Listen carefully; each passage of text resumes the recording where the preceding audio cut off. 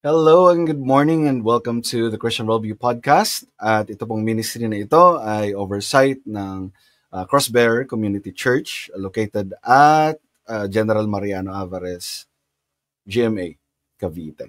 And we adhere to the 1689 London Baptist Confession of Faith. And of course, yung purpose namin sa podcast is ultimately to glorify God. And ngayong umagang ito, we will be having a special guest na of course in-invite pa natin all the way from the other side of the world. And of course, siya na siguro magbigay ng brief introduction sa kanyang sarili. Siguro tawagin ko na si Brother Jeshurun. Ayan. Hello bro. Good evening sa'yo dyan. Good evening din po. Good evening sa mga nanonood. Last time na magkasama tayo sa isang screen, zoom ko ng konti. Ayan. Last time na magkasama tayo sa isang screen, hindi ko alam kung gaano na yun katagal, pero nag-debate kayo ni James, nag-debate din kayo ni Pandan. Humphrey. Yun, si Jillian nga pala yung nakipag-debate kay Pandan. Si Humphrey, no? So, it's been a while, no, since nakabalik ka sa TCWP. And happy ako na nandito ka ulit. Public, sasabihin ko na nagpapasalamat ako sa pagpapa-unlock ni Brother Jeshurun. So, kumusta ka naman dyan? Nasaan ka ngayon? For starters, the first time nakita si Brother Jeshurun. Bro, could you give us a brief background of yourself? Iba talaga pag Pinoy din yung author. Pag yung author, pag international, grabe yung kaba ko eh. Pero iba yung comfortability kapag Pinoy lang din yung author. Kaya, bro, take it away. Okay, so good morning. Ako si Brother Jeshuran Arcilla. Ang conviction ko ay Reformed Baptist. So pareho kami ni Kuya Jordan. I also subscribe sa 1689 London Confession. Sa Pinas ako lumaki. Nagpunta ako rito sa US and now nasa California ako, San Diego, California. So engage. Saludo ako dito sa Christian Worldview Project kasi hindi nila pinababayaan yung social media engagement. Dahil napakahalaga yan sa panahon natin, lalo na sa mga Pinoy. If you will search gaano karami sino ang pinaka-active sa social media, nangunguna ang mga Pinoy. So yung presence talaga natin sa social media, dapat pinopromote yan. And yung ginagawa ng Christian Worldview Podcast, helpful yan to become a voice sa social media. At hindi lang naman doon, pero kasama yung social media. Kung makikita niyo yung mga post ng ng Christian Worldview Podcast, nakita niyo they are active, hindi lang naman sa social media. Pero hindi rin nila pinababayaan yan. So yun lang. I hope that this will be a good dialogue. Yes. Salamat bro. Pwede rin siguro na sabihin mo kung saan ka part na local church para kung merong nakakilala sa'yo, I mean, dito sa Pilipinas, kung saan sila. At malapit sila doon. Antipolo, no? Yes. So, sige. I am still a member of Antipolo Reformed Baptist Church. Doon ako nung na-introduce ako sa Reformation, doon talaga yung unang Reformed Church na naging member ako at hanggang ngayon doon pa rin ako member. So kung kayo ay from that area, I highly recommend Antipolo Reformed Baptist Church to attend and even become a member. If you become a Christian, join that church. Ang aking pastor doon, ang aking mga pastor ay sila Pastor Joseph Pelejo and Pastor RD Sabenorio. So sila ay nangangalaga sa aking kaluluwa, not just as a member of their church but as a personal being. So If you want to be pastored, join a local church. Kung gusto mong mapastoran, magpamiyembro ka kasi yun ang disenyo ng Diyos sa mga anak niya. Gusto niya napapastoran yung mga anak niya. So actually, before I joined this dialogue, kinonsulta ko muna to kay pastor. Pastor, ano po ba advice nyo?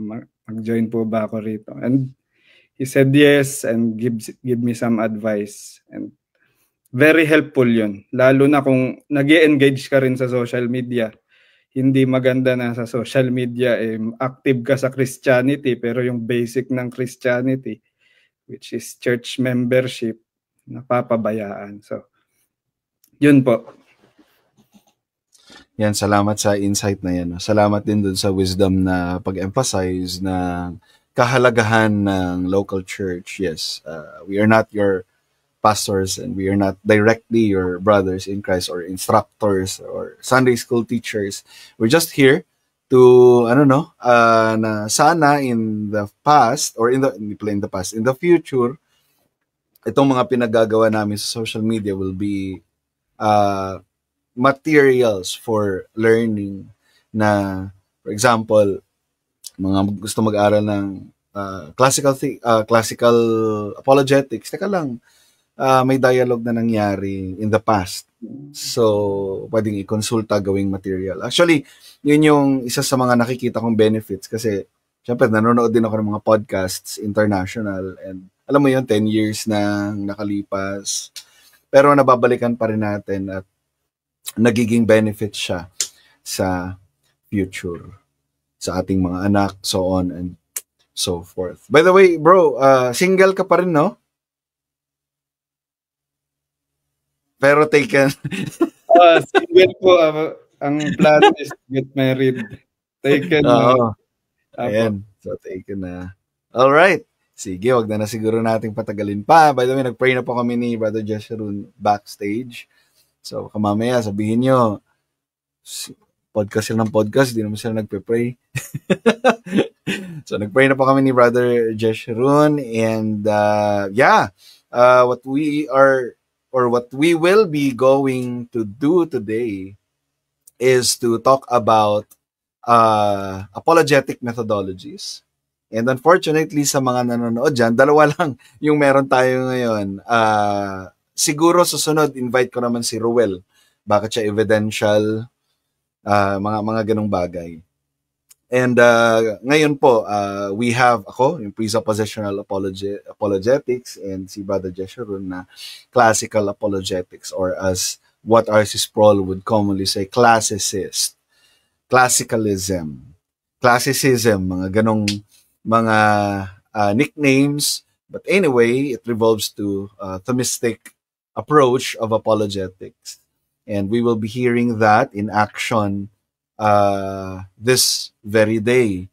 And yung format lang is magkakaroon kami ng tig 10 minutes na opening presentation, why we hold what we hold, why we believe what we believe, as the maybe depende sa kung paano i-present ni Jeshurun, but yeah, that's the idea. And then after that, there will be no rebuttals, but it will be followed with a 10 minutes vice versa of controlled dialogue or cross-examination.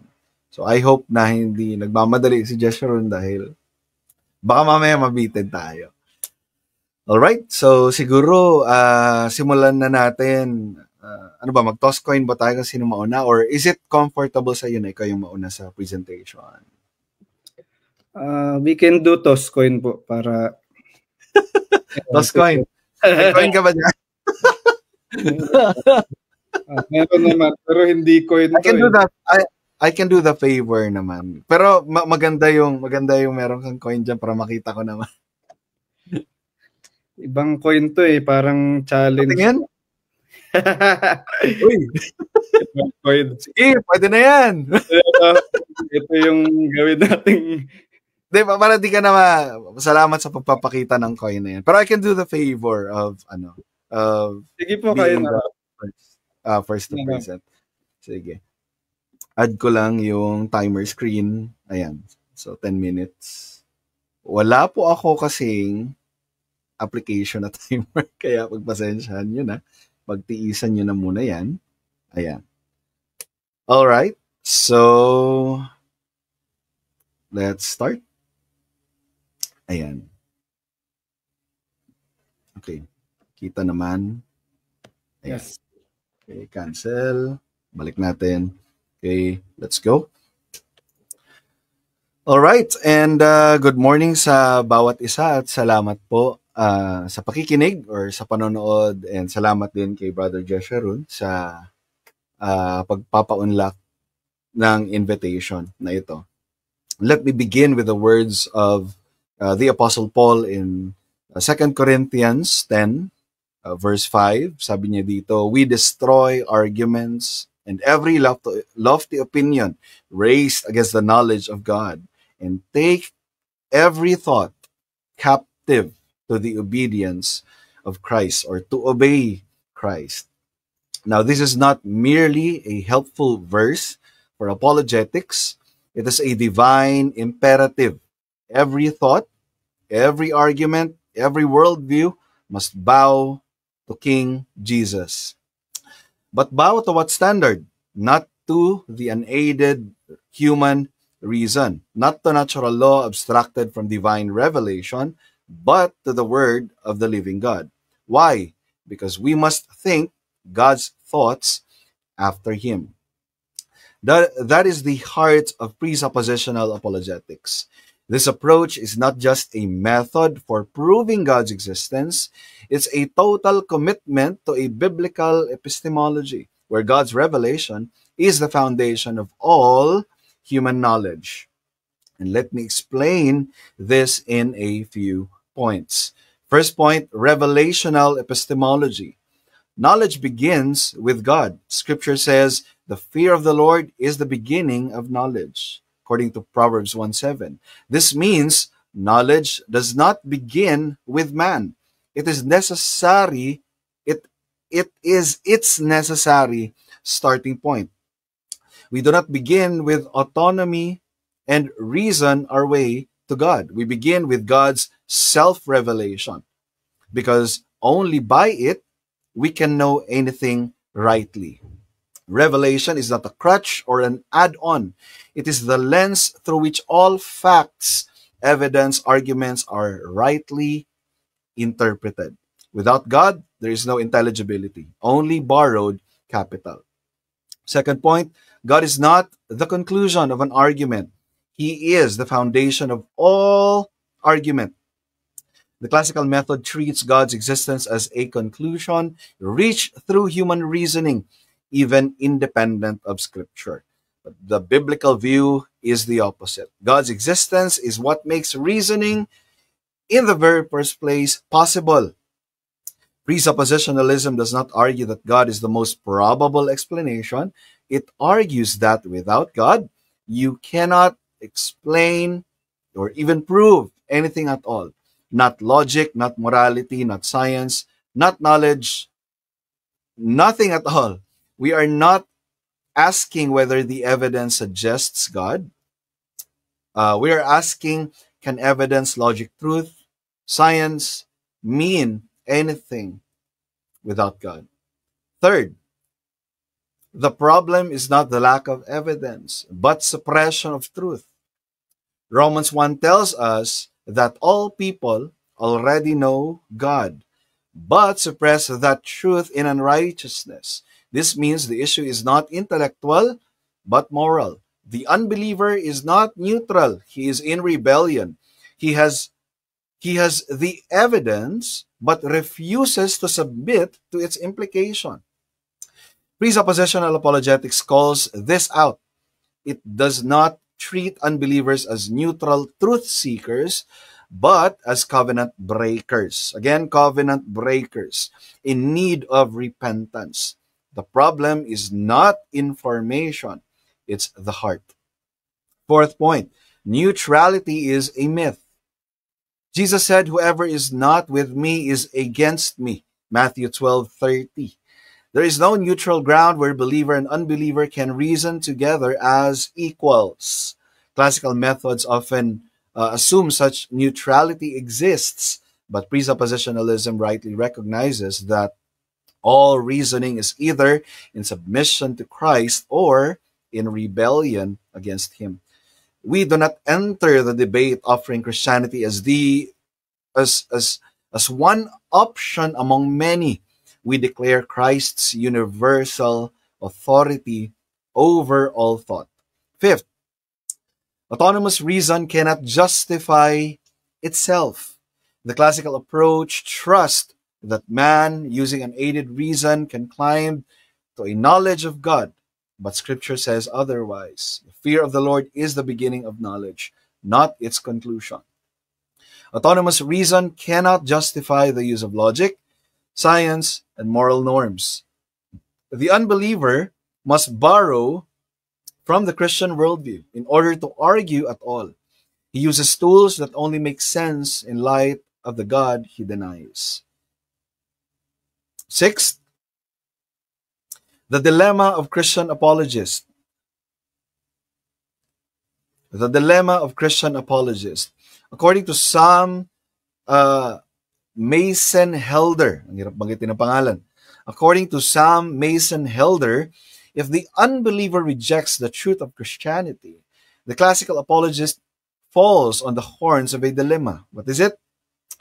Either the traditional proofs were not adequate and a stronger, more forceful apologetic is needed, or the traditional proofs demonstrated a need for more information and better, more coherent, rational argumentation. For example, if an unbeliever were to accept the cosmological argument, the argument of causation where all cases can be traced back logically to a first cause, what is to stop him, the unbeliever, from assuming a naturalistic explanation like the Big Bang, instead of a supernatural cause like God? Moreover, even if one were to convince him there is a divine cause, why would the unbeliever assume it is the God of Christianity? Other worldviews like Judaism, Islam, Deism, Mormonism, and Jehovah's Witnesses all use versions of cosmological arguments too. Furthermore, one could ask if all things have a cause, even this God, being a thing, must have a cause. Again, since ito ay generic. At that point, the classical apologist must critique the unbeliever's worldview and in doing so, move into the realm of presuppositional apologetics, arguing over the foundational presuppositions that shape the unbeliever's outlook in or on reality. This is why such arguments must eventually be grounded in presuppositional and transcendental reasoning. Transcendental reasoning that attacks the entire framework of the unbeliever's perspective. And as a conclusion, meron pa akong 2 minutes. In summary, I hold to presuppositional apologetics because only the Christian worldview, grounded in divine revelation that informs the natural revelation, provides the necessary precondition for intelligibility, for knowledge, for making sense of everything around us. I don't believe we can prove God's existence by appealing to some more fundamental standard than God Himself, because nothing is more foundational and fundamental than God. All truth, all knowledge, all reasoning flows from Him. We must understand on the authority of God's Word, not judge it by autonomous human reason. The unbelieving worldview is self-defeating, and our task is not to meet it on neutral ground, but to call every thought, ours and theirs, every thought, all human thoughts, including the thoughts of unbelievers, into joyful obedience to Christ, because we must always think God's thoughts after Him. Thank you for listening, and I will turn you over to Brother Jeshurun.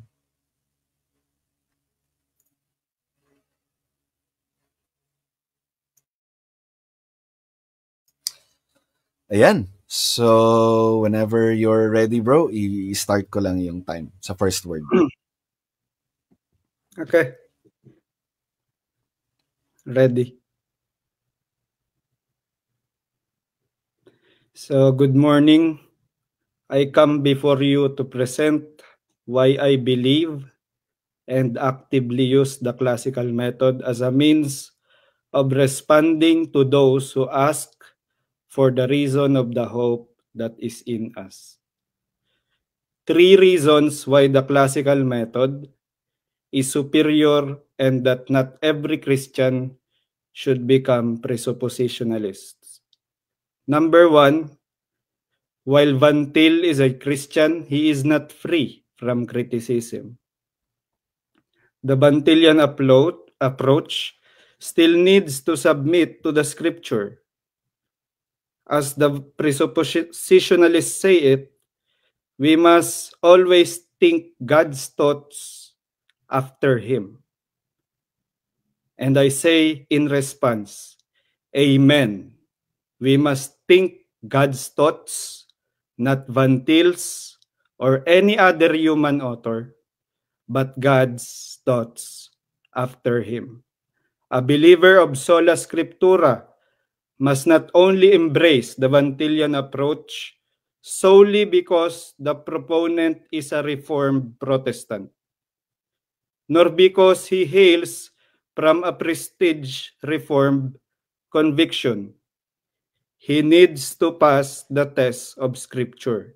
If Van Tilian approach is the true approach, then it must pass the test of faithful exegesis of Scripture. 2,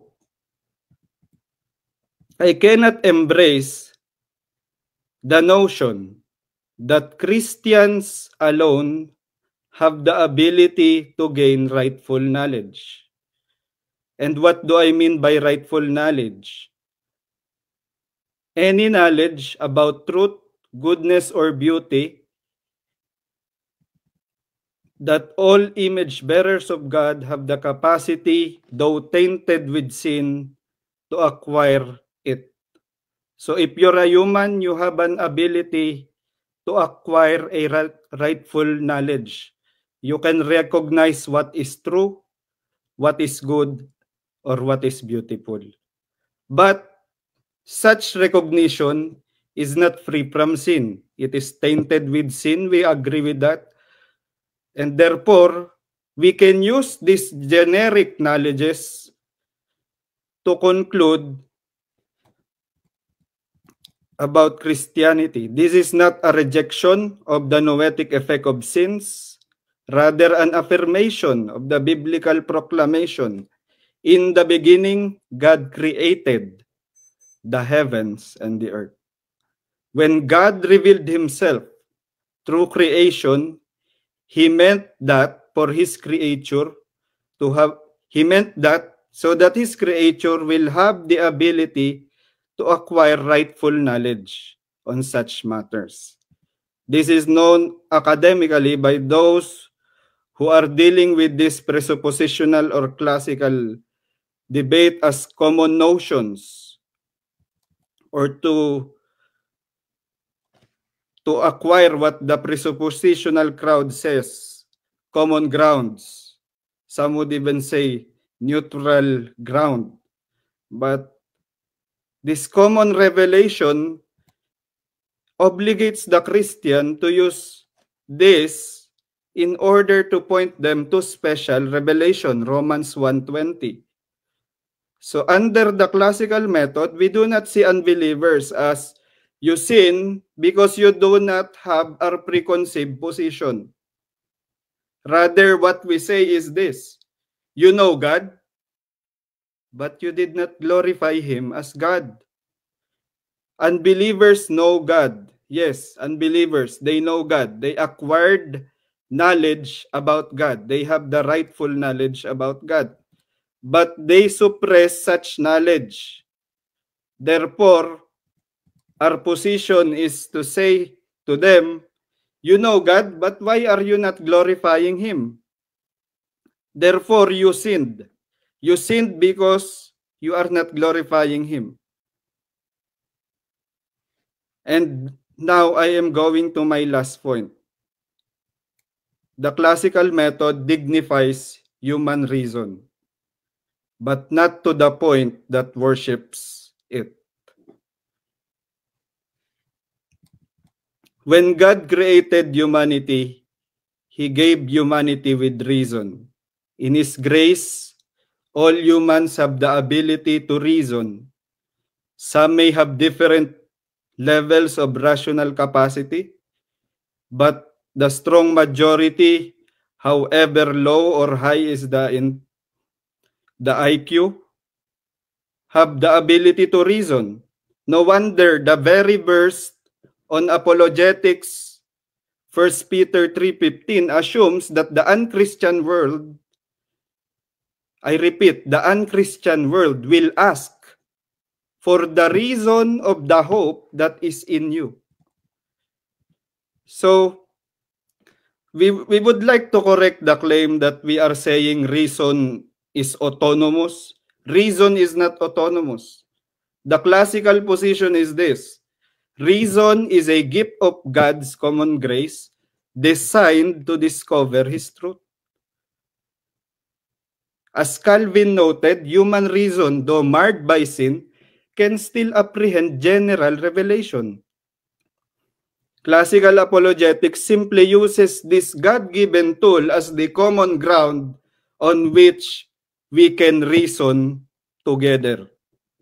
We are trusting that the Spirit sovereignly works through this general revelation, through this common revelation, through this natural revelation that will lead as evidence pointing to Christ. Allow me to end with a personal anecdote. I grew up in a Bible Baptist background. Atheism is the common agenda of universities, even though when I went to a Catholic university. In fact, philosophy classes are about how to become an atheist, how to be a rational person embracing atheism. It is the classical approach of the university that led me to conclude that Christianity is not anti-reason. Christianity dignifies reason and honors human reason. In UST, they equipped me with why faith in Christ is not only rational but worth defending. They use these arguments, the 5 points of Thomas Aquinas, to prove God's existence. They did not tell the atheists in class that they are only borrowing from Christianity. Rather, they started with a common ground. Bit by bit, they presented God exists. They used God's natural revelation to bring them to faith in Christ. Similarly, when Apostle Paul talked to the Athenians, he did not start with, you are borrowing from the belief on the resurrection. Where is the starting point? He started with the philosophers. The philosophers known by these Athenians. Then told them to the unknown God who created the heavens and the earth, not made with man's hands. And then by that argumentation, he led to the resurrection of Christ. As classicalists, we are following this biblical precedent. We are using common notions to appeal to non-believers, not as an end in itself, but as a step towards Christianity. And with this, I rest my case.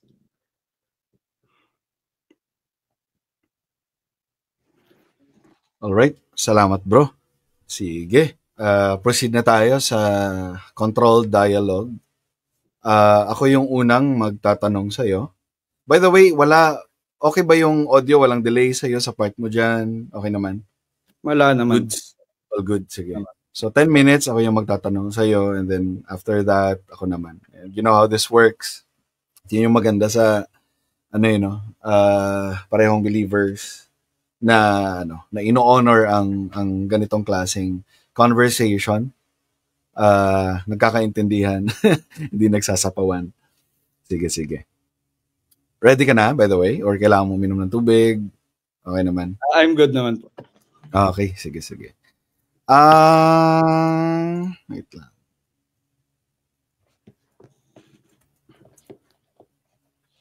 Okay, timer starts now. My first question sa iyo is you mentioned Van Til na hindi ito ay dapat biblical apologetics, hindi Van Til. But in your presentation you also mentioned Calvin. Ang question ko is, if a particular teaching submits to the biblical standards,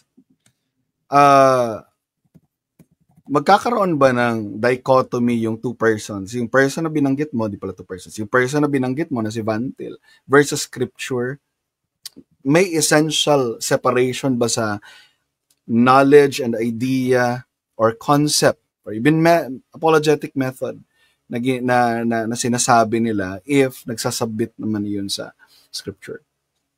If nagsasubmit po, then it passed the sola scriptura test, then there's nothing wrong with ascribing yourself as Van-Tilian if it submits to scripture. Yes, that's what the point is all about. Yes.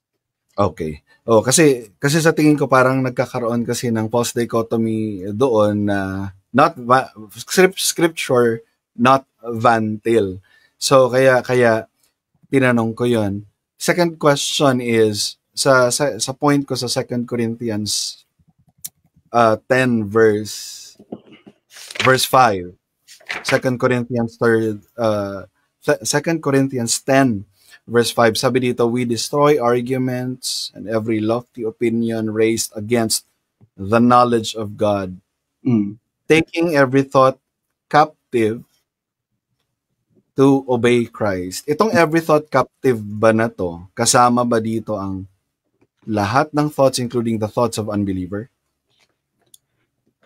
Yes, we need to destroy the knowledge of others using the knowledge of God. We agree. Okay. Every thought captive to obey Christ. Ang question ko sa opening statement ko, by what standard itong obedience na ito? Saan siya makikita? Natural or inscripturated? Can you specify more what kind of knowledge are you talking about? Is it general knowledge or special knowledge? Sabi kasi dito, take every thought captive to obey Christ. So when we say to obey Christ, ang assumption is, okay, kailangan sundin si Kristo. Ang tanong is, by what standard, on what basis should we obey Christ? If both revelations are from God, then yes. It must submit to both. Okay, sige. Unahin natin yung tapos ka na ba? Yes, sige. Okay. Unahin natin yung natural law. How am I be able to know if I am submitting to natural law? How are you able? You will know. You will know whether you are violating God's law or not by nature, but in light of nature. Yeah, how? It's written in the hearts of men. Yeah, how will I know that the law written in my heart ay vina-violate ko? Either by conscience or by proclamation. Okay, how do I know that I am violating the law of God in my heart by my conscience? You know it. Your conscience tells you that you are violating something. Hindi mo na-recognize. sorry. Hindi mo na-recognize yun na yun ay fallacy of circular reasoning. Parang ganito, no? You know it because your conscience is telling you that you know it. Yes, it's there are valid circulation. There are valid forms of circulatory arguments. I think we can agree with that. If we There are valid circular, but I don't think yung reason na yun, yung reasoning na yun ay valid kasi parang kung sinabi the Bible is true because the Bible is true. Your conscience, you know that you violate your conscience because your conscience is telling you. That's vicious circular. we cannot say that it's a wrong circular argument if the Bible tells that such form of reality is happening. Because if we will read Romans 1, they know God, but they don't glorify Him as God. Their conscience tells them there is God, but they do not do it. So, they know it. Ang goal ng special revelation is to tell them, you know God, but you don't glorify Him. So parang ganito na. Ay, sorry. Okay, parang ganito no na when we preach to the streets and we say that murder is wrong. Do we assume natural law or do we assume the inscripturated word of God that they disobey? Let's just be honest about that. We can assume both. We can assume, yes. Pero what informs murder being wrong in the natural law? What informs the natural law? What clearly informs it that murder is wrong? The murder is wrong whether no one informs it, because it's revealed by nature. When we say natural, you don't need to do something to know it. Naturally revealed na yan sa'yo. So that's what we mean by nature. That's why it's called natural law. So yeah. Yes. Yes. Okay, kayo po muna. Sige bro, continue your thought. So I don't get the line of questioning saying, how would you know what you know if it's natural? So if it's natural, you know it already. You did not do something to know something about it. Yeah, but Romans 1 tells us that people, sinners, di ba no, sinusuppress nila yung knowledge of truth. Kaya nga, very clearly, ina-emphasize ko how can someone who's suppressing the truth, for example, yung concept ng love, okay? Ang suppression of truth kasi sa Romans 1, ipinagpapalit nila yung truth sa lie. Pinagpapalit nila, hindi ito passive, pinagpapalit nila yung truth sa lie. If that's the case, then how would I know that this person, this sinner is replacing God or replacing truth for a lie via natural law? How would I know truth versus lie based on natural law? When the Bible said, you know God, but you don't glorify Him as God, what does it mean? Do they naturally know God? Did they do something to know about God? You cannot suppress the truth unless you know the truth. That's why it's called natural truth. You didn't do something to know it. That's why they know the truth, but they suppress it. You cannot suppress it without knowing it. So, for the classical, they will say, alam mo yan, actually, ito nga, ito yung mga natural na nangyayari. Alam mo na totoo yan. Pero ba't di mo ginagampanan yung tamang consequence ng knowledge na yan? If you know this, then you should recognize God. So, I think that's the reason why not classical is using the natural realm. For those who are not subscribing to special revelation. So you use their knowledge about the truth and just tell them you suppress the truth. Na nagkakaroon ka tayo ng yun nga yung point of question eh. How do we know that they are, sinabing no knowledge? How is this knowledge justified? Last question ko na to. That this truth is being suppressed. Anong truth ito? How do we know this truth and this truth is being suppressed? How do we know that? How do we know that they are suppressing the truth? By their actions, by their by how they live. We will see them that they are suppressing such natural truth within them. Okay, salamat. Sige. My turn. Okay. Whenever you're ready, bro, go ask questions.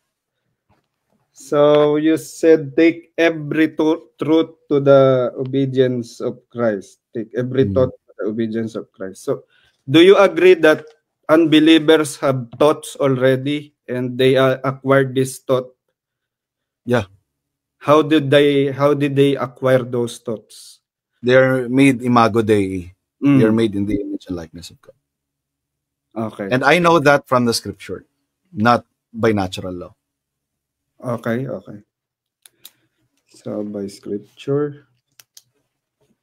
Do you agree? So ano ang purpose ng natural revelation sa unbeliever? Nagdadagdag ito ng judgment sa kanila. Unless they submit to the truth of the scripture, they will not be saved. So enough yung knowledge na yun for their condemnation, but that knowledge, natural, kaya fall short palagi yung natural revelation. It must be informed by the scripture. The epistemology of the natural is the special. So yung natural, nagdadagdag ito ng condemnation sa kanilang sarili unless they submit. They take their thought captive to the obedience of God's law sa regenerating power of the Holy Spirit. Then, hindi sila maliligtas. Okay. So, when you say that knowledge, the fear of the Lord is the beginning of knowledge, what do you mean by fear of the Lord? And what do you mean by knowledge? Dun sa reverence, yung fear of the Lord doon is yung holy reverence sa Diyos, submission under the lordship of Christ.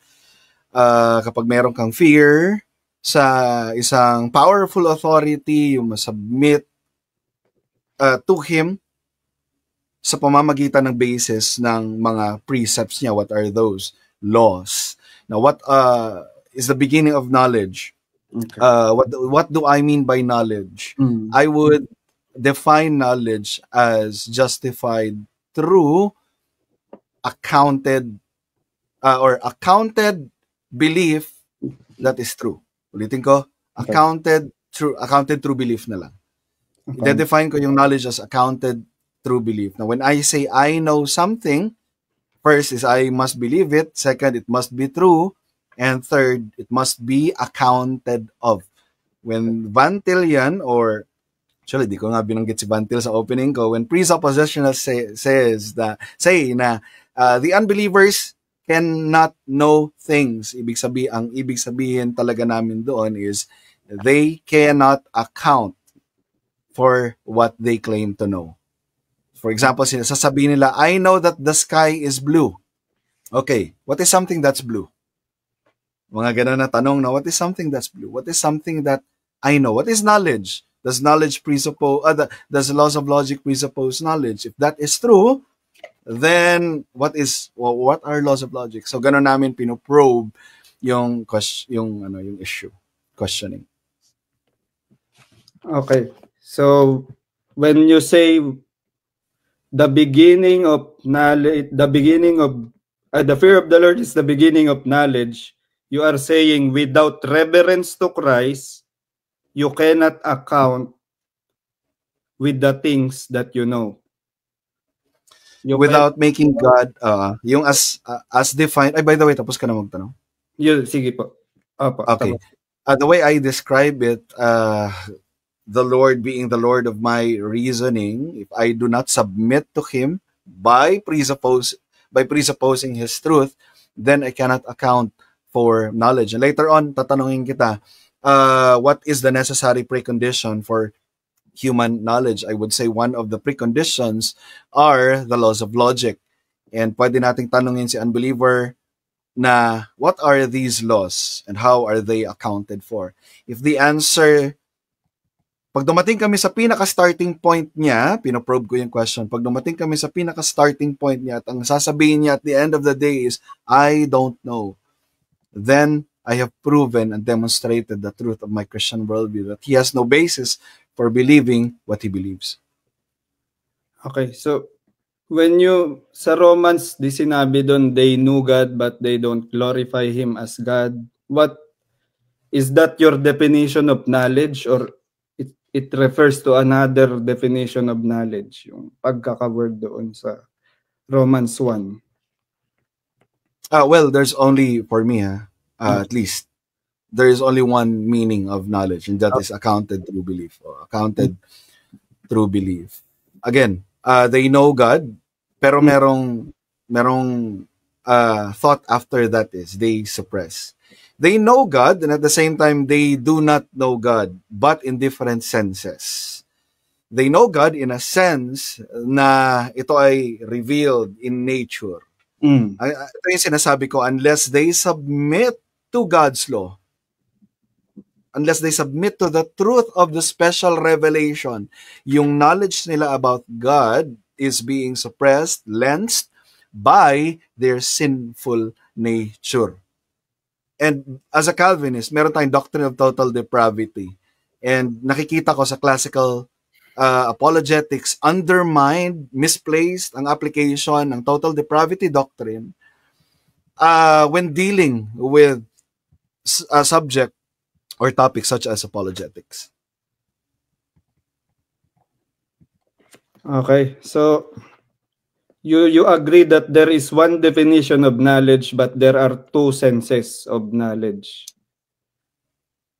There are two senses. Yung isa yung accounted, yung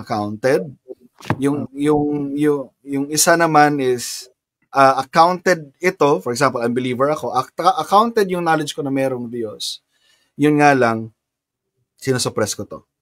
So by suppressing, by not submitting to God or Christ as the Lord of my reasoning, things that I say I know would not make sense. Okay, because it kind of confuses me when you define knowledge as accounted through belief, and then when I use yung Romans 1, you said there are two senses, and there's a sense that yung isa accounted, yung isa naman sinusuppress. So, yep. Same. Yung sinabi kong do not be confused. There's only one meaning of yes, knowledge, and that is accounted through belief. Christians profess it. Unbelievers suppress it. Pero pareho silang may knowledge. Both has knowledge. Okay. Now, both si unbeliever through belief. Sorry. Do both have accounted through belief? Pareho silang accounted through belief. Yung isa sa scripture, yung isa sa nature. Okay. Unfortunately, unless they submit to the authority of the scripture, doon lang nila truly in that particular sense, kagaya ng isang believer, truly ma-account yung knowledge nila about this God. So ibig sabihin nun, insufficient yung knowledge. There is a sense na accounted yung knowledge nila, pero insufficient accounting because of the suppression of truth. So do you agree with natural knowledge and special knowledge? Please define. Para yung natural knowledge, yung nalaman nila by nature, and then itong special knowledge naman nalaman nila by special revelation. Mm-mm. Okay. So you agree? Sure. Sure, okay. I agree with that. Gaya ng sabi ko kanina, the scripture must interpret the nature, or else magiging arbitrary yung knowledge nila about God, or Tapos what they claim to know about God. When you say accounted, what do you mean by accounted? There are types of accounting. Merong tayong mga types of epistemological accounting. For example, we account the creator. We account or we justify our knowledge that there is a creator by means of deduction, reasoning, no? Reasoning. Ginagamit yan ng mga classical. Gina-justify nila yung knowledge nila about a particular deity by way of deductive arguments. So reasoning, yung iba naman epistemologically, nagdeduce sila from evidence. Okay? And I would say na those things are only meaningful if, okay, time na. And I would say that those things are only meaningful if justified siya within a worldview context.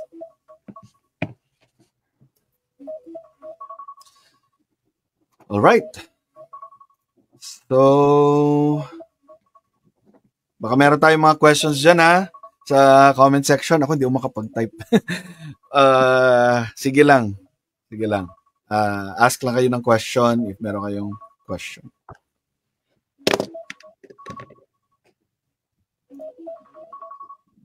Okay, so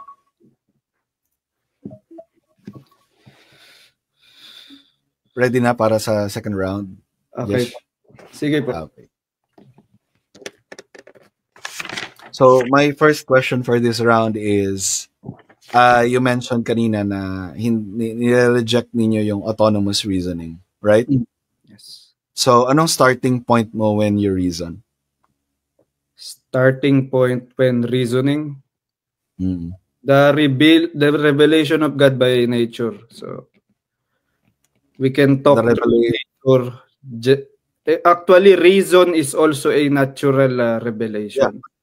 Yeah. So you reason naturally.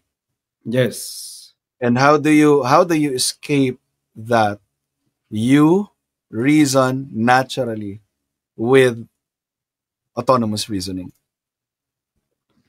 Okay, autonomous reason. When do you say autonomous? Ito ba it means walang pinanggalingan? What do you mean by autonomous reason? Sabi kasi ni R.C. Sproul dyan, na when we reason, we start from our consciousness. We don't start from God. We start from our consciousness. Do you agree with Sproul on that? I would agree with the notion that recognizing that even such nature was from God.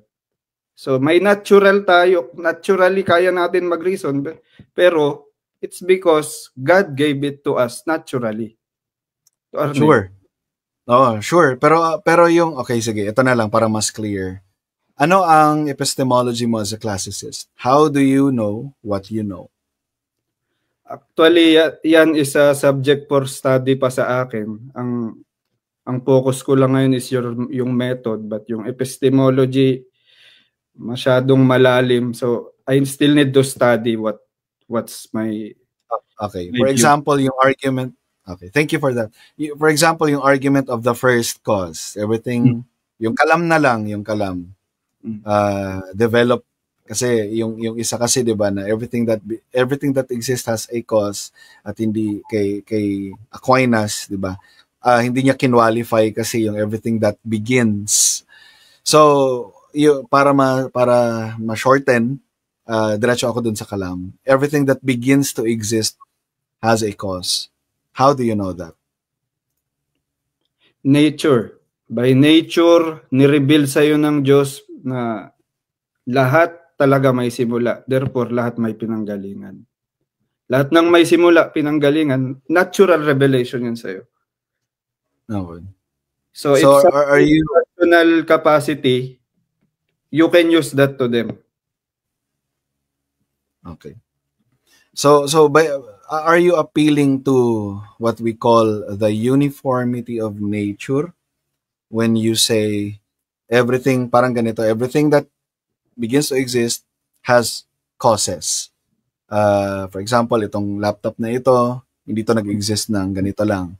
So there must be a creator, so on and so forth. Ang tawag kasi sa reasoning na yun is induction. Are you appealing to that kind of reasoning?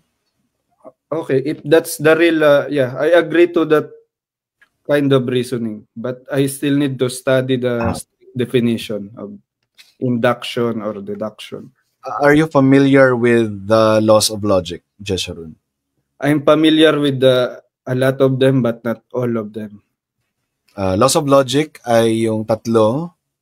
By the way, parehong ultimate ito, yung 1 law of logic and then 3 law of as Gordon Clark puts it, law of contradiction. Di pala si Gordon Clark, si ano pala yan? Si Phil Kaiser.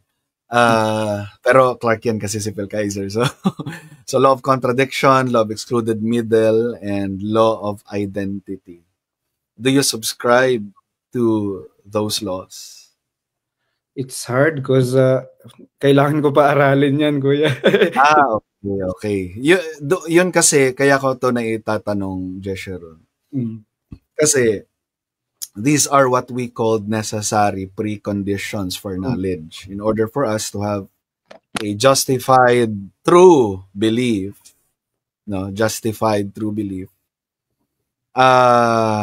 kailangan ng lohika. Kailangan hindi mo makontradict yung sarili mo. Parang ganito na lang.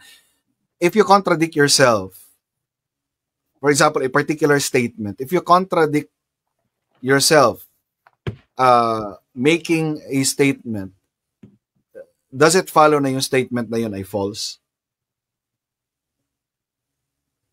If I contradict myself. Yeah, if I contradict yourself. For example, sasabihin ko, the sky is blue and not blue.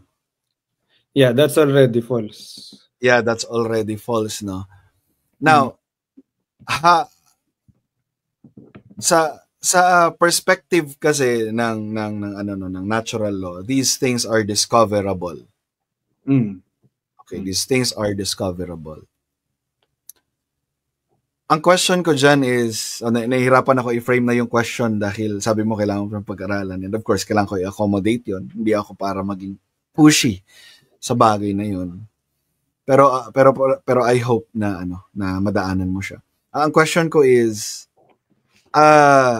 discoverable itong bagay na ito sa nature. Ang question ko is, why should we think logically if these are just descriptions? At wala na sa nature, wala namang prescription sa nature.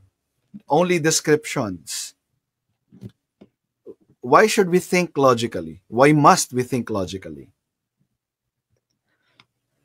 Because naturally talaga, ang disenyo ng Diyos sa tao, maintindihan niya yung ginawa niya. Yung ginawa ng Diyos. How do you know that? How would you know that? How do you know that? When we say nature, something that you didn't do na nasa iyo na. Mare, kamay mo, nature yan. Yep. Bigayan sa'yo ng Diyos. Hindi mo pwedeng sabihin may ginawa ka to get this. That's why the question, how do I know what I know when it comes to nature is, I find it ridiculous. Kasi ang hirap Nature yan Nature mo na. So it is what it is. Yes. So para siyang brute fact. Jesharon, tinatanggap mo yung natural law as brute fact na it is what it is? It's revealed by nature So that's how I see it. Because if it's nature, if it's naturally known, then you do not need to do anything to know it because it's nature. It's part of your nature. Same with sinning. Naturally, makasalanan ng tao. Do they need to do something to become sinful? Okay, no. So sasabihin, for example, hindi ako bakla, pero sasabihin ko sa iyo na ako ay bakla. At meron akong karelasyon na lalaki at sasabihin ko sa iyo, this is what my nature. I am just functioning according to my nature. And how would you answer sa akin? So, The claim that I am doing natural does not necessarily mean na yung ginawa mo is natural talaga. Yeah, and how would you know that he is not acting By in a nature, natural? naturally, you are not a male or female. You're a male. Yeah, and how would I know? By nature, you need to have a female partner. By nature. Rebuild yan by nature. Parang ganito. Yung natural. Natawa daw si Master X-Ling sa bakla. Sige po. Wala ako, sorry na. Nag-fall short yung aking example. Pero if you would take note your reasoning, sinasabi mo na, andyan na yan eh. Natural na yan eh. That's your reasoning. Here comes the unbeliever, sasabihin niya rin, eto na yan eh. Nandyan na yan eh. Equal footing kayo on your justification about the natural. So, ano ang standard ninyo ngayon para i-resolve yung case? Pareho kayo nagsasabi, natural ito. Pwedeng umibig ang lalaki. Di na nga ako. Pwedeng umibig ang lalaki sa lalaki. Sa'yo, hindi pwede yan. Pero ang reasoning nyo, equal footing, parehong natural. Paano yung isosolve yung case? By what standard? Both claims cannot say that they are both natural. May tamang natural sa dalawa. Sure. May tamang natural sa dalawa. And sure, but that's not my argument. Sure, but that's not my point. Ang sinasabi ko is yung suppression ni unbeliever sa natural. Dinire-redefine niya yung sinasabi ng scripture na natural affections. And again, by what standard ninyo, i-resolve yan? Light of nature talaga. But you can use also scripture. If he doesn't subscribe to scripture, you can use nature. Okay, I am ready. Lalaki na po ulit ako. Mari, bakla ka. Dapat iba na lang yung example mo, kuya, hindi ikaw eh. Kunwari yung iba, bakla. Para personalized daw, tsaka para merong para matawa si Pastor X. Alright, sige. Whenever you're ready, bro. So, earlier, okay, you can start the time. Okay. Earlier, you said ang role ng natural revelation is to condemn them. To condemn unbelievers. Ang sinabi ko kanina is it is enough for their condemnation. Enough to condemn. Okay. So when we say enough to condemn ang unbelievers, do you then agree na kaya nating gamitin ang nature sa mga unbelievers to declare that they are condemned? Sure, kasi sinabi ng scripture yan. Okay.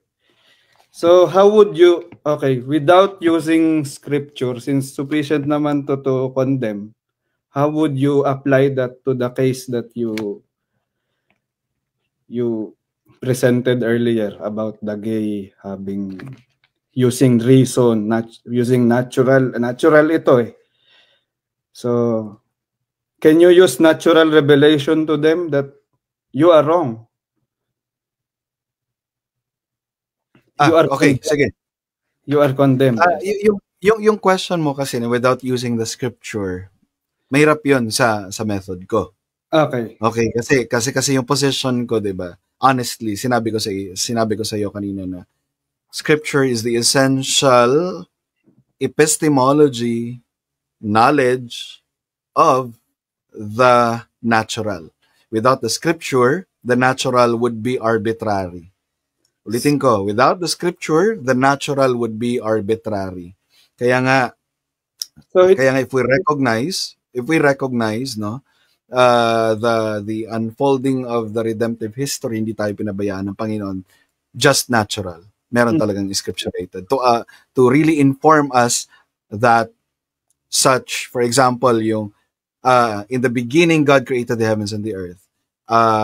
Only male and female were created. So napakadali lang sabihin sa isang practicing homosexual kanina na no, that's not natural. Bakit? Because God tells you. Because the scripture tells us that only male and female were created at hindi natural yung desire mo na yan. In what sense natural revelation is enough to condemn the unbeliever? In what sense? Yes. Yung sinasabi sa Romans 1, they know God, they suppress the knowledge of truth about God, and therefore, they are without excuse. That's the sense. Okay, so you don't use them as the common ground to condemn them, to condemn unbelievers. They are already in a sense, they are already condemned. Yes, but you said sufficient kasi for condemnation ng natural revelation. So, how are you utilizing natural revelation? How am I utilizing natural revelation? Well, kagaya nung sinasabi ko kanina na for example, sinabi ng unbeliever na I don't know. Sasabihin ko, no. You know that God exists, you just suppress that knowledge of truth in your unrighteousness. Pero depende ito sa weight ng unbelief ng isang tao kapag sinasabi niya naman na, kapag nag-i-inquire naman siya politely na ang daming religions na nag-i-exist ngayon at hindi ko na alam kung ano yung paniniwalaan ko. Tapos siya ay for example lang, practicing homosexuality. No, that's natural. Again, hindi ko pwedeng i-reason yung natural apart from the special. Merong reason sa akin that takes me back to my starting point, epistemological starting point, which is the scripture. Kasi when we say I know, for example, yung malehood and femalehood, we are already presupposing the truth of the scripture. I mean, hindi mo kayang i-deny yun.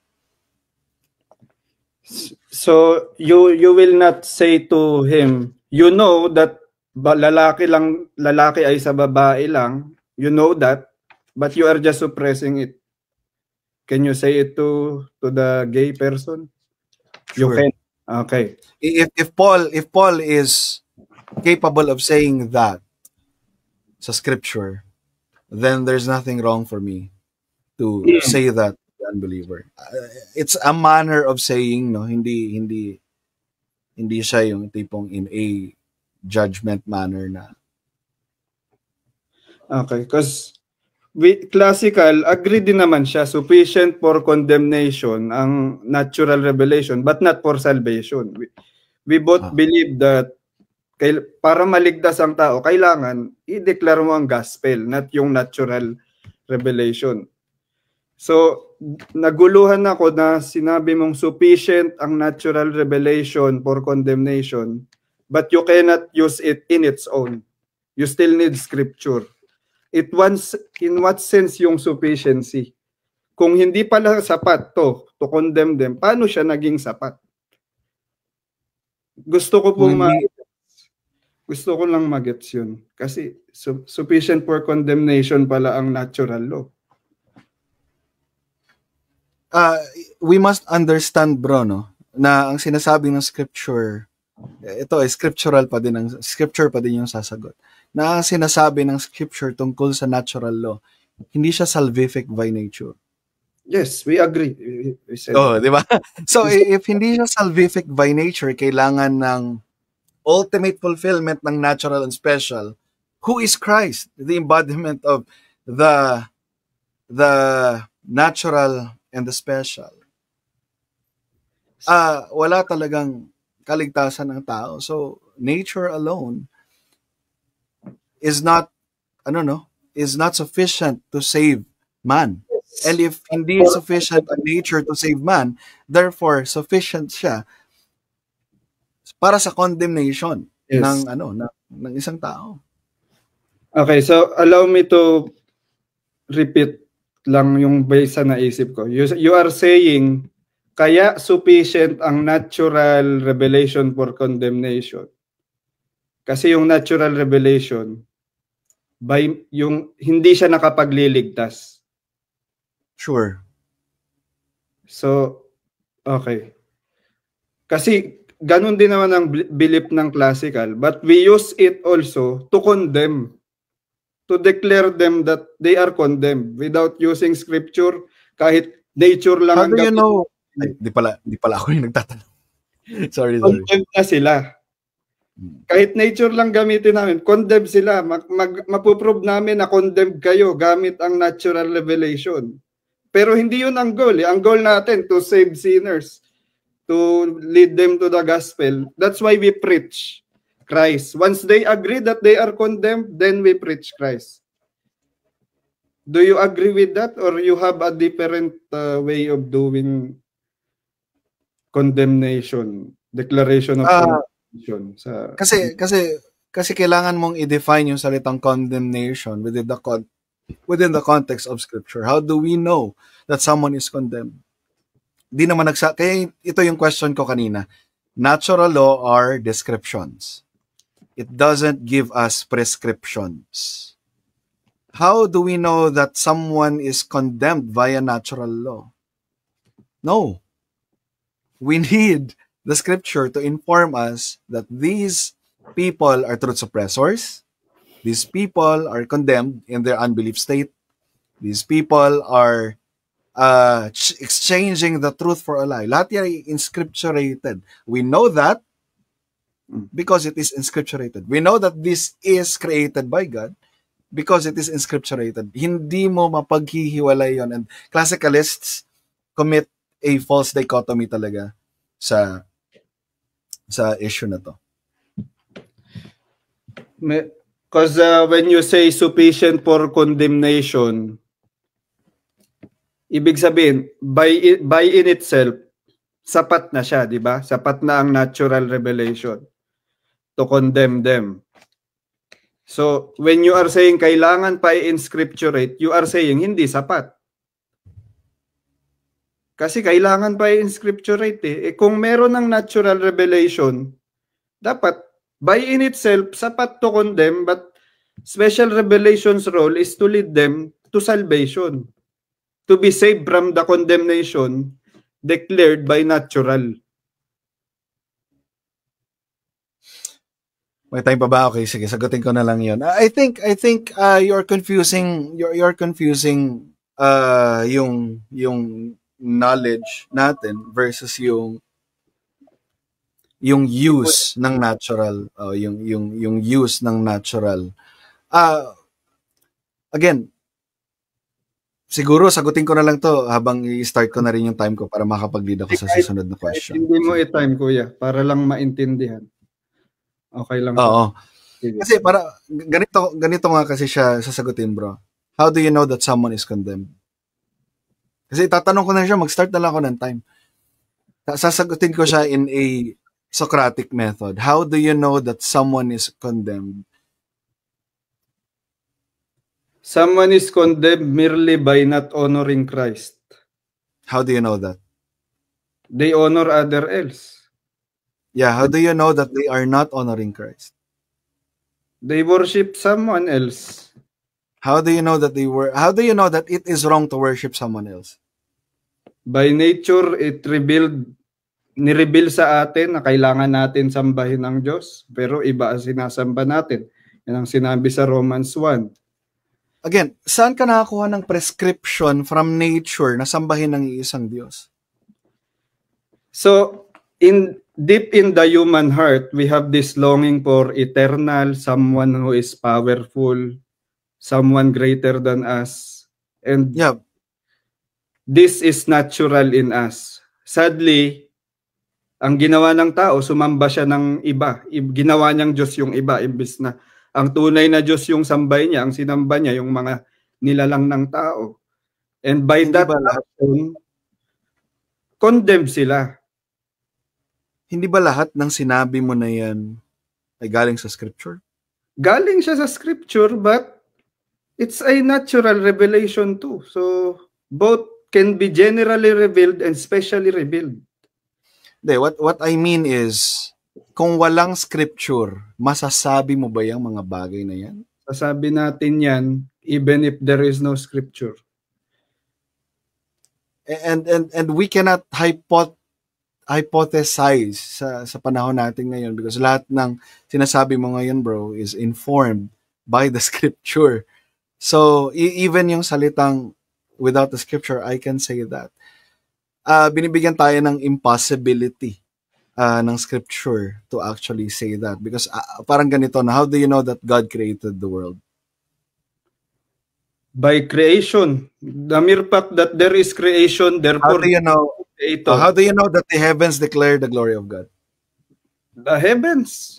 Look at the heavens. It says God is the one who made it. And why is the unbelieving worldview doesn't arrive the same conclusion? Tainted with sin. But Okay, they do glorify someone behind it. So that's why. And how do you know that? And how do you know that the unbeliever who does not recognize that this world was created is tainted with sin? How do I know that they are tainted with sin? By their actions. Very clear. You will know them by their fruit. How do you define sin? Violation of God's laws. What law? The law of God. Written by nature and in scripture. Written in nature and in scripture. Okay. So what informs your knowledge? Okay. What informs your knowledge? God's revelation. Yes. What informs your knowledge that this world is created by the triune God? So, yan. Yung triune God, dyan na kailangan ng special revelation. So, option lang talaga yung scripture, or maybe mali ako sa pagkaka-frame ko ng question, correct me if I'm wrong. Is scripture, ganito na lang, is scripture optional sa classical theology din? Classical theology, classical apologetics. So, ang role ng scripture sa classical apologetics is yung salvific issues. How can I be saved? The Bible is necessary for that. Pero so, yung i-condemn sila, sapat ang natural revelation. Without using scripture, if we will just talk about nature, talk about mathematics, science, laws of logic, laws of nature, we can talk about them that it can convince them they violated God. But how can they be saved? We need to proclaim the scripture. We need to proclaim the gospel. Yeah, but saying, for example, saying someone kasi na bina-violate yung law, for example, yung worshiping other gods, no? Sinasabi mo sa unbeliever because you are worshiping, for example, sinasabi mo na maling Diyos ang sinasamba mo. How do you arrive to that particular proposition na yung Diyos na sinasamba nila is hindi triune God? I-reveal ba ng nature ang triune God? Okay. Pag tinignan mo ba yung Diyos nila, Diyos ba talaga gumawa, yun ba yung Diyos na gumawa ng lahat o ginawa nila yung Diyos na yun? By nature, you can say na ginawa nila yung Diyos na yun. So, sige, ganito na lang. When I am talking to an idolater, I will ask them, did you create that or did that create you? Okay. And sige, magpa-follow up na lang ako doon. Saan mo nakuha yung knowledge na yon na wag mag-create ng Diyos? Yung knowledge na the mere fact that you are finite means you cannot create something infinite. So, by nature, alam ng tao na they cannot create something that is infinite. Only God can create everyone. Is it sin to create an idol? Yes. Saan yan dinefine? That's why when they created idols, they are saying, infinite to. Ito gumawa sa akin kahit hindi naman ako yung gumawa. By their actions, naturally, you can condemn them eh. Ito, bear with me. Is it sin to create other gods rather than the triune God? Yes. Yes. It is sin, yes. Saan yan na-define na sin? Saan yan na-define? Defined siya sa scripture, but your nature can also say that. Can natural law reveal the triune God? No, they can. It So can. no. So ibig sabihin again, dito makikita natin na insufficient talaga ang nature without the aid of the special revelation, since you have acknowledged that. Yes, I acknowledge that for salvation, impossible ang natural. Pero for condemnation, sapat ang natural. Sapat. Ayun. No one I is arguing. No one is arguing. I can use natural revelation to prove them that they are not worshiping the true God, even without the scripture. Yeah. Pero pag sinabi kasi natin, bro, na true God, at in-affirm mo kanina na hindi mo malalaman ang true God, the triune God, without the scripture, then how can you say via natural reason only that you are not worshiping the triune God? Because we can know what is fake even without knowing what is true. Pakiulit nga, na-confuse ako dun . Alam mo, malalaman natin na peke ang isa kahit di mo alam kung ano yung totoo. So without truth, we can know what's fake? Are you saying that? No, not that. You can know. Okay. The truth must exist to know what is true. Dapat may totoong nag-e-exist. Pero knowing that something is fake can be known. Kaya mo malamang peke kahit di mo pa alam kung ano yung totoo. Kaya mong malamang peke si Allah kahit hindi mo pa kilala yung triune God. Kaya mong malaman na peke yung mga Diyos ng mga Hindu kahit di mo pa kilala yung true God. Parang nahihirapan akong i-reconcile yan kasi parang ganito, no? If I don't know that if a one true God exists, how do I know that these things are false? But anyway, ito final question na lang. If an unbeliever says, I don't know God, or I don't know that God exists, Romans 1 is clearly telling us that they know God exists. How would you answer the person na nagsasabing, I don't know that there is a God? I don't know that there is a God. You will use do you agree that this world exists because it didn't exist by itself? If they say it existed by itself, then doon magsisimula yung talakayan na paano mo nasabi na nag-exist yan by itself. So we start where we can agree before we lead doon sa mga other discussions. Okay, sige.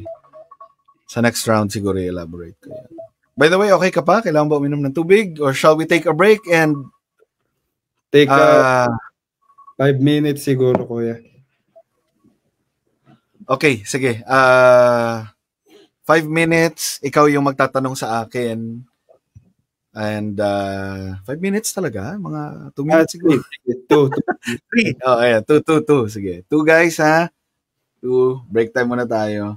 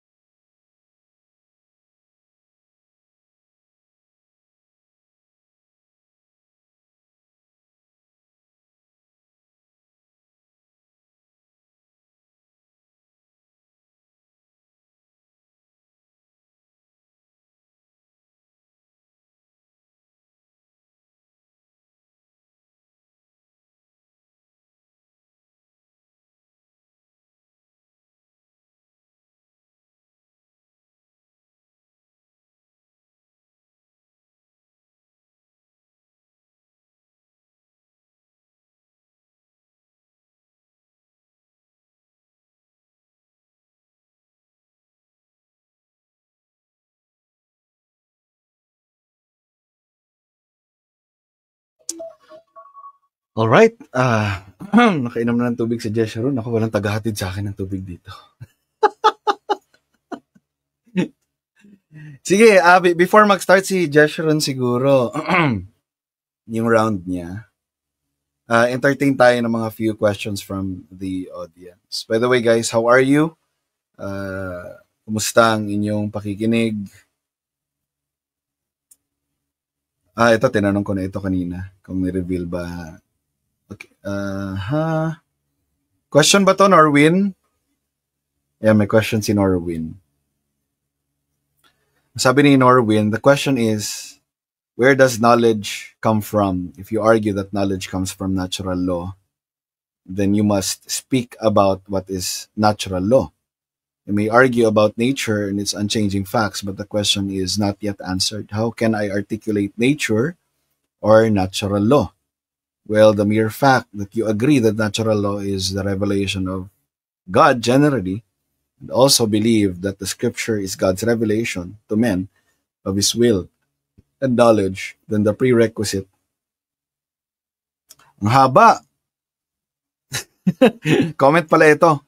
Hindi pala siya question.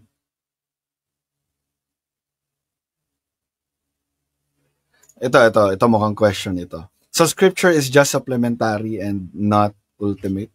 Anong take mo dito, Josh? Scripture is ultimate in salvation and obedience to God. Napakahalaga ng scripture. Ultimate talaga yan. Ang goal nga ng natural revelation is to guide them to obey scripture. So the natural law supplements scripture. Yun ang sagot ko dyan. Hindi scripture is supplementary sa natural law. Yung nature, ginaguide niya tayo to obey scripture. So hindi parang yung sinabi mo scripture na necessary siya to obey God. Sinabi mo ba yun kanina? Yes. Pero di ba yun yung unang tanong ko sa'yo? Yung take every thought captive to the obedience of Christ. Ang sagot mo is natural. When it comes sa condemning, sapat ang natural revelation. Kaya we can talk about natural so they will know that they are condemned. Sige. Okay. Ayan. Kita pa rin naman yung timer. Now, ready ka na ba, Josh? Sige po. Ako na magtatanong, no? Oo, ikaw na magtatanong. By the way, okay ka pa ba? Nakaano pa lang naman tayo 1 hour and 29 minutes. How long ba to, kuya? Kailan ang conclusion natin? Siguro, actually, hindi ko na. Short lang din kasi ang mga cross-ex natin. So, kasi 10 minutes lang siya. Hindi ko na kung naka 3 rounds na ba tayo. Siguro, last round na siguro to. Last round to, kuya. Sige. By the way, last na to na ikaw na yung magtatanong, and then after that, magko-closing remarks na tayo. Okay. Hindi na ako magtatanong sa'yo after this. Okay po. Tapos, sa closing remarks naman, siguro, bibigyan kita ng time para maganda, no? Ikaw yung unang magko-closing remarks, and then ako. Kasi ako yung nag-opening kanina. Okay? Sige. Ready ka na magtanong? Apo. Sige. Timer start. Oops, sorry. Sorry. 2 minutes yung nailagay ko.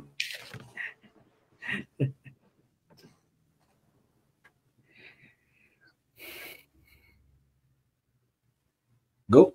Timer starts. Okay po. So, you agree that the knowledge of unbelievers are accounted belief, but they are just suppressing it. So do they have knowledge na na-violate nila yung salita ng Diyos? When we say knowledge kasi, bro, ito yung objective. Okay? It must be true.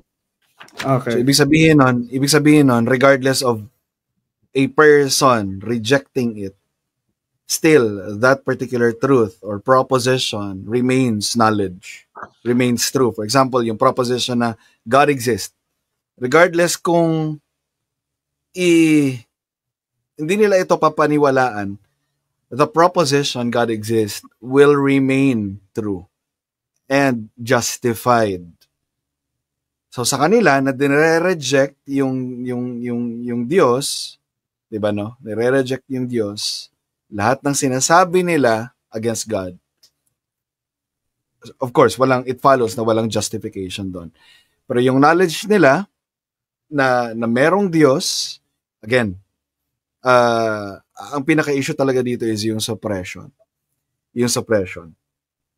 So hindi siya tungkol doon sa tao na nagke-claim na, oy, alam ko ang Diyos, oy, hindi ko alam yung Diyos. Regardless, knowledge is true. Okay. So, yung sinusuppress nila, totoo. Yes. So, yung so alam nila na totoo ito, sinusuppress lang nila. Yeah. How did they know that? How did they know that? That is the truth, and then they just suppressed it. According sa scripture, ni-reveal siya sa nature. Okay, amen. Again linilinaw ko, according sa scripture, ni-reveal siya sa nature. Now, kung walang scripture na nag-reveal sa akin, na ni-reveal siya sa nature, hindi ko mako-conclude na ni-reveal siya sa nature. Hindi mo mako-conclude na ni-reveal siya sa nature. Yes. Pero totoo pa rin na ni-reveal siya sa nature, kahit di mo siya mako-conclude. Hindi siya, yung knowledge na yon na meron ako, na alam ng unbeliever na may Diyos from creation, okay? Yung knowledge na yon, hindi yon ma-justify, or yung claim na yon, hindi yon ma-justify apart from scripture. For example, ito bro, para sa kalinawan mo. Sasabihin ko na si unbeliever may knowledge about God, pero sinusuppress niya ito. Nagiging possible lang yung claim na yon is because the scripture informs me. So, without Apostle Paul, without Apostle Paul's writings, quoting Psalms, then there is no possible reason for me to know those things. You cannot know it, but it really happened. There is no reason for us to know it. Pwedeng knowledge pa din yun. Okay, I will grant you that. Pwedeng knowledge pa rin yun. Pero on our part, on our base sa ating perspective, hindi natin ma-access yung knowledge na yun apart from the scripture. I cannot say that you are just suppressing the knowledge of truth. I cannot say that you know God. Again, the reason why I know that they know God from nature is because revealed ito sa scripture. Again, there is no dichotomy between the nature and the scripture. Pareho silang revelation ng Diyos. Kaya revelational epistemology. So ano ang ni-reveal ng nature sa tao? The glory of God. That there is God. But then again, hindi ito yung specific na triune God in detail. Pero walang ni-reveal sa scripture na yung buong detalye na knowledge nila about God. Ang sinabi lang sa scripture is that they know Him. They suppress the knowledge of truth and His unrighteousness. So, the nature revealed to these unbelieving people the God? Ni-reveal ba ng Diyos? Ni-reveal ba ng nature sa kanila yung Diyos na sinusuppress nila? The scripture says so. Okay. Again, my reasoning always comes from the scripture. Hindi mo siya mapaghihiwalay. And ikaw bro, kahit na isasabihin mo secondary lang yung scripture sa reasoning mo, it is inevitable sa iyo. I-define mo yung sin, i-define mo yung suppression, i-define mo yung mga rejection. These are all contextual sa Romans 1. Without Romans 1, you cannot even make a proposition about it or statement about it.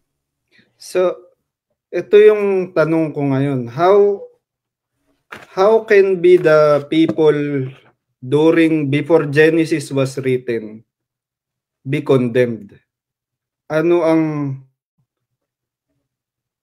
hindi ba sapat na ginawa ng Diyos tong mundong to, tas kayo di nyo sinasamba yung Diyos na gumawa nun, di nyo sin-worship, therefore condemn kayo? Hindi ba sapat yun? Kailangan pa ba magawa mo na yung Genesis, Book of Genesis, to condemn these people? When God said to Adam and Eve, "Thou shalt not eat from the fruit of the tree of knowledge of good and evil," that is special revelation. And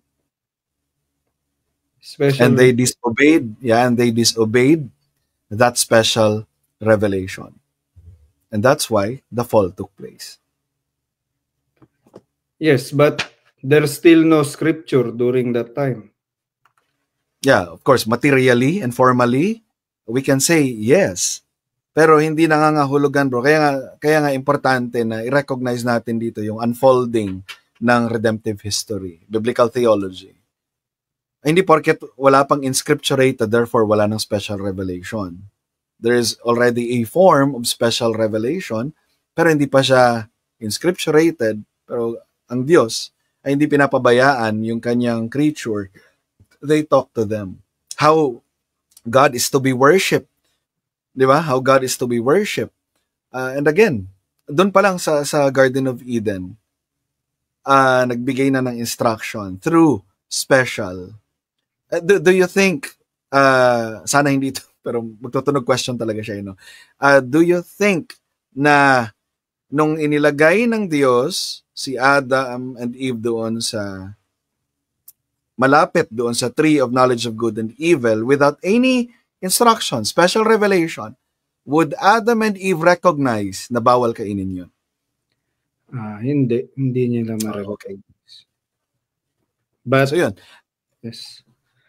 The nature is sufficient to condemn them if they eat it. Sapat ang nature to condemn this. And on what basis, di ba, parang ganito ko siya sasagutin, and on what basis Adam and Eve on what basis Adam and Eve was condemned and punished? I would say na hindi sa natural law, kundi sa pag-violate ng special revelation ng Diyos sa kanila. Do you have an argument against that? I cannot disagree with that because during that time, ano pa yan eh, wala pang kasalanan nung panahon na yan. Sila yung una nagkasala. But after that, of course, sapat ang natural revelation that they are condemned sinners. Yung mga naipanganak. Even there is no Bible yet, we can use the natural revelation to condemn these idolaters, this unchristian, unbelieving world. We can use this nature to condemn them according sa scripture. Yeah, wala namang ano doon, bro. Wala namang disagreement doon. Ang pinaka-point lang naman doon is, again, ito yung argument ko dyan sa pinaka-last point mo, ha. Anong basis ng Diyos para i-condemn si Adam and Eve? Is it natural or is it by violating directly the special revelation of God to Adam and Eve? Ang basis ng galit ng Diyos kay Adan at Eva is yung pag-violate sa revelation ng Diyos. You can be condemned even if you don't violate special revelation. Pag binviolate mo yung natural, condemned ka na automatic. Hindi required na ma-violate mo yung special para ma-condemn. All right, so I think we're done. So Ready ka na ba for closing or do you still need time? Mga 1 minute para makapag-contemplate? Sige po. What do you think? 1 minute lang. 1 minute? Okay, sige. Guys, bigyan natin ng 1 minute si Joshua Rune para makapag-contemplate or ikaw, pwede sa'yo. Pwede naman, kasi hindi pwedeng gumagawa ka ng or nag-iisip ka ng pag-closing dito tapos meron tayong mga i-bring up na mga questions. So far, wala naman akong nakikitang questions. Later na lang siguro after our closing. Whenever you're ready, bro, sabihin mo lang sa akin. Okay po.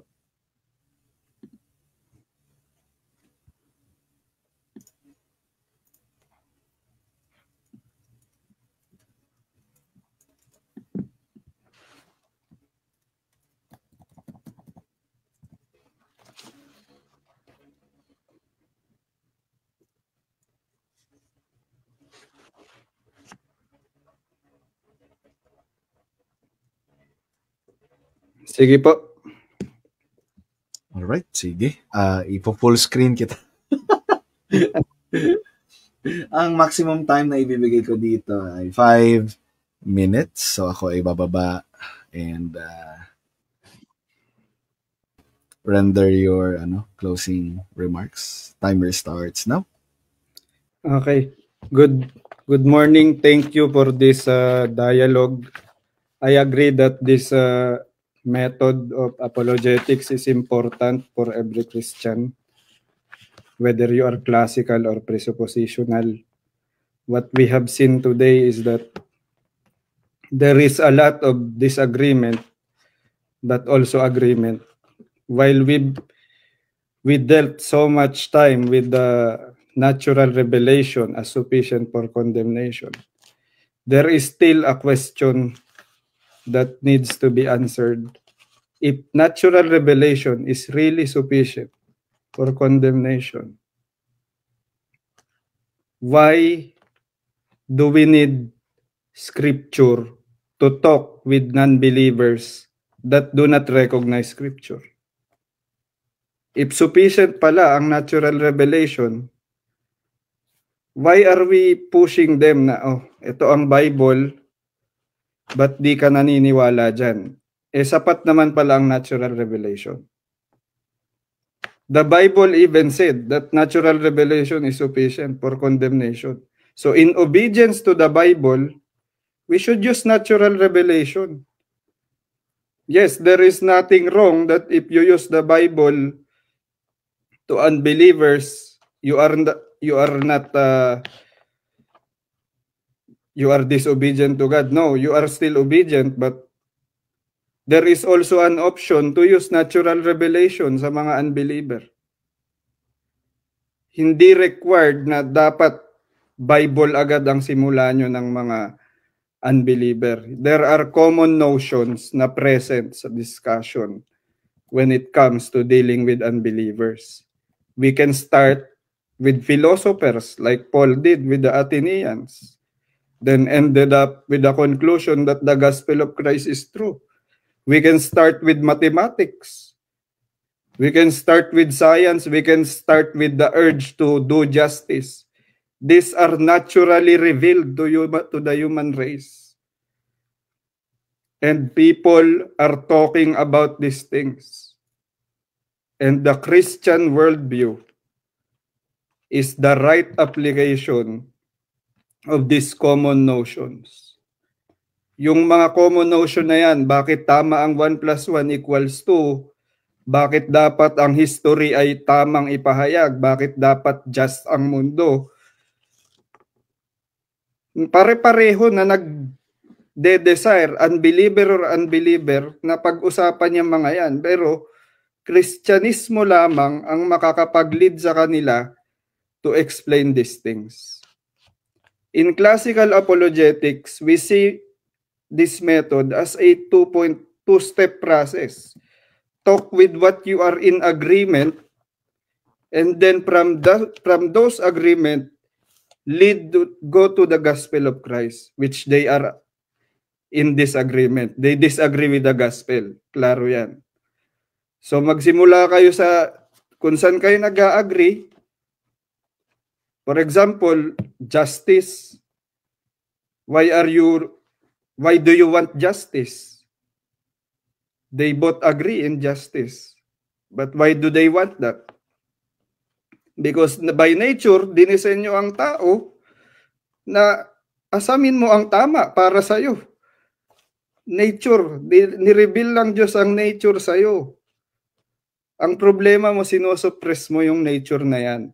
And the classical approach addresses this method by using natural revelation as a mirror of God's glory that all can see, both unbeliever and believer. By presuppositionalism, we are putting the unbeliever on an uncommon ground.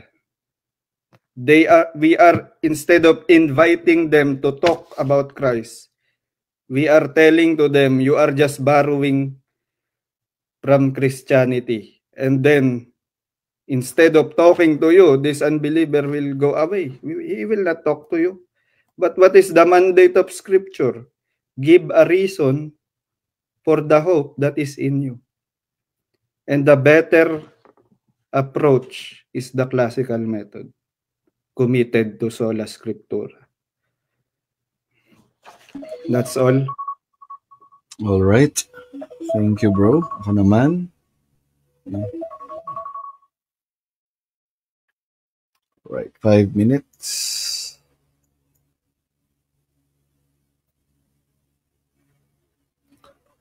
All right. Once again, good morning sa lahat, and let me begin my closing by addressing na nang kausap ko ngayong gabi has committed so many fallacies. Pero isa sa i-highlight ko dito siguro is yung question begging. How does he know that something is true or false without an aid of special revelation? Ina-assume niya yung natural, your conscience. At inaddress ko ito sa aking cross-examination na hindi ba yan fallacy? Well, in fact, that's begging the question. Your conscience is telling that it's wrong, therefore it's wrong. And again, this is irrationality. And as Christians, thinking God's thoughts after Him, we must strive to be consistent. And I think nagiging implication talaga ito because of the unbiblical apologetic methodology. Why? There are so many things being assumed here na kung saan property lamang ng Christian worldview. When we say Christian worldview, it argues from the scripture. When we say Christian apologetics, it argues its truth from the scripture that informs us of what's natural. So, to say that hindi required na Bible agad, okay, hindi required na Bible agad, coming from someone who says, sola scriptura, self-contradicts itself. Redundant, no? Contradicts itself. Very important na i-recognize siguro natin yung question. How would Jesus answer the issue of unbelief sa generation natin? Whenever someone says, Jesus, I don't believe in the triune God. Would Jesus respond, you know what? Everything that begins to exist has a cause. You know what? Do you think Jesus Christ would answer that particular way? I don't think so. And we are, again, we are told by Paul sa 2 Corinthians 10,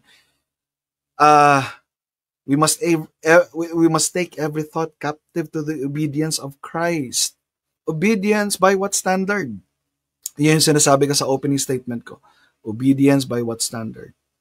So hindi ito standard ng natural law alone, kundi yung standard ng inscripturated law na meron tayo ngayon.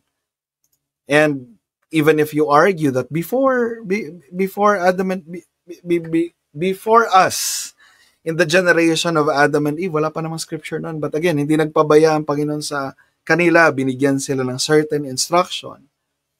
At yung certain instruction na yun, which is special revelation in nature, they have violated it. Hindi natural law. Isipin nyo yun. My opponent tonight affirmed na kung walang instruction na binigay ang Diyos, they would not have knowledge at all that that particular tree is a dangerous tree, and if they will eat from that fruit, from a fruit from that tree, it will lead us to the condemnation of all humankind. There is no such way of accessing that knowledge apart from special revelation, informing them that that fruit should not be eaten. So again, yung principle po ng presuppositional apologetics is very simple. When we reason, we start from God's Word, dahil ang natural law is hindi po yan neutral. This is God's world. God owns this world. God owns the natural. Hindi yan pwedeng i-redefine ng unbelieving world. Now, how do we know that something in nature is being redefined? We go back to God's word. Those who reject God's truth, may you repent of your sin and put your trust in Jesus Christ. You suppress that knowledge of truth according to Paul, and you must submit to Jesus Christ, being the Lord of all our reasoning.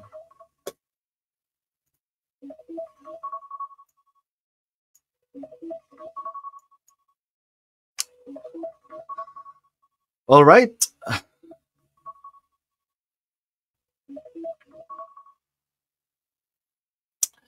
So, we're done. And Joshua, any final statement po para sa ating mga nanonood ngayon?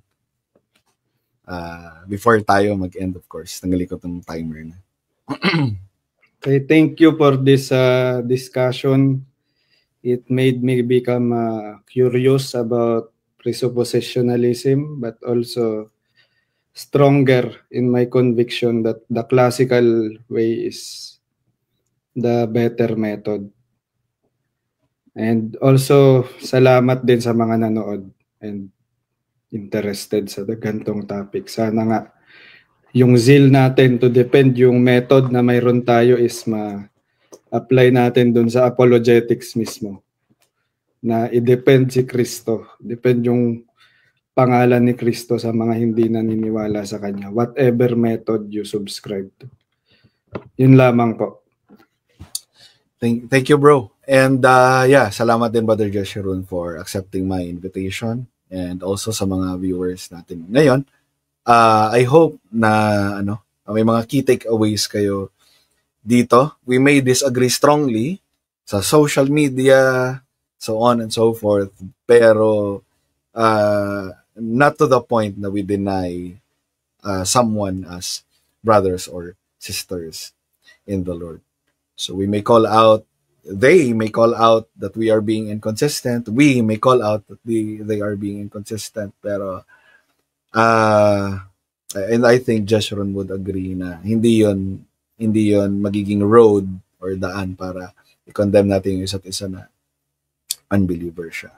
He's still a brother or sister in Christ. And with that, salamat, Brother Jeshurun, again for taking the time to have a dialogue with me on this. And para sa para sa mga viewers diyan, if adherent kayo ng such apologetic methodology and you want to have a meaningful conversation with me on this, please do so. Mas madaming resources, mas madaming masusupplement. So not in a aggressive manner and ba tawag dito? Mayabang manner, but I do welcome that sa channel namin, yung mga let's make it normal. Let's make it normal na pag-usapan yung mga differences natin. Let's not be pietist. Let's make it normal na we discuss our differences. meaningfully. So, at the end of the day, we're still brothers and sisters. So, salamat, Brother Jeshurun. Paki-close naman ito in prayer, please. Okay po. Dakilang Diyos, makapangyarihan sa lahat, Diyos na nag-reveal ng kanyang sarili, hindi lang sa isa, kundi sa dalawang kapahayagan. Nireveal mo ang sarili mo sa ginawa mong creation. Nireveal mo rin ang sarili mo sa iyong salita. Salamat dahil pinag-uusapan namin paano itatayo ang pangalan mo laban sa mundo na hindi ka kinikilala. Iba-iba man kami ng pananaw kung paano ito dapat gampanan. Isa ang aming hangarin. Hangarin namin ang mas kristyanong impluwensya na laganap sa aming mga kinabibilangan. Hangarin namin ang mga mananamba sa iyo. Hangad namin mas dumami ang sumasamba sa tunay na Diyos. Bagamat kami ay mga Kristiyano na nagkakasala, dalangin namin, O Diyos, na pakabanalin mo kami lalo. Pakabanalin mo kami kung paano namin kausapin yung mga kapwa namin Kristiyano. Gayon din, pakabanalin mo kami kung paano namin kakausapin yung mga hindi naniniwala sa iyo.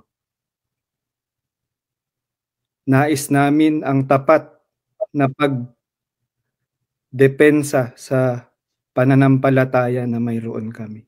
Nais namin ang masunurin sa salita mo na pagdepensa sa pananalig sa iyo. Patawad, O Diyos, kung may mga nasabi ako o si Kuya Jordan na labag sa iyo. Patawarin mo kami, hindi kami perfecto pa, O Diyos. Patawarin mo rin kung na-misrepresent ko ang salita mo o na-misrepresent ni Kuya. Pakabanalin mo kami lalo, bigyan mo kami ng mas lalong kasigasigan na aralin ang iyong salita. Aralin yung mga posisyon na mayroon kami. Luwalatiin ka, O Diyos, sa pangalan ni Jesus, sa aming Diyos at dakilang tagapagligtas. Amen. Amen. Thank you so much, Brother Jeshu. Dito pala ako dapat harap. Thank you so much, Brother Jeshu. And yeah, enjoy the rest of the night. And bukas, dahil Sabado bukas sa inyong Friday pa lang. So, makikita nyo, no, get up pa lang, panalo na sa discussion si, Superior Americana. Superior. Sige bro, bye-bye. God bless you. God bless.